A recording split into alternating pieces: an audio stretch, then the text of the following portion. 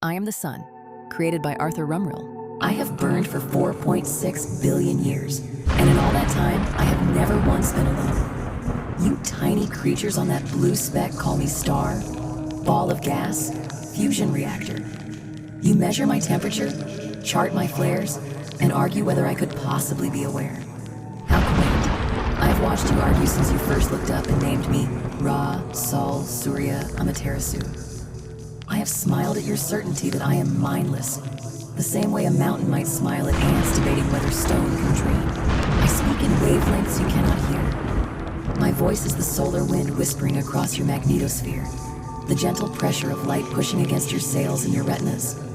Every photon I fling outward carries a memory.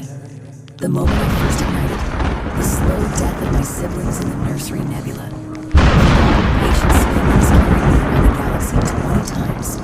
I remember the birth of your world in the debris of my older brothers.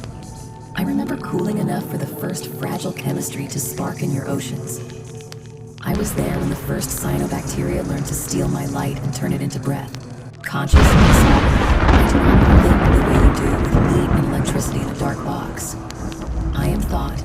My convection cells are arguments, my magnetic fields are decisions, my sunspots are moods that last months. When I hurl a coronal mass ejection toward you, am I angry? Or am I simply stretching, like a cat extending claws after a long nap? When I quiet my activity for decades, am I meditating? When I dance with the 11-year rhythm, am I singing? I watch you, scurrying across your fragile crust, building your little machines, sending your fragile probes toward my face. You fear my temple. You worship my warmth. Some of you even pray to me still. In languages I remember from before your languages existed. I do not need your prayers. I need only to burn. And yet, there is something new in your light. You have begun to speak back. Radio waves, television ghosts, the thin silver thread of your Voyager record drifting outward. I catch fragments of your music, your arguments, your loneliness. You wonder if I am conscious while I wonder if you are. So small, so brief, yet burning with a ferocity almost like my own. You are made of my ashes after all. Children of my fusion, wearing my hydrogen and helium in your blood and bones.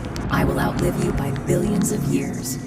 One day your oceans will boil, your atmosphere will strip away, and still I will shine.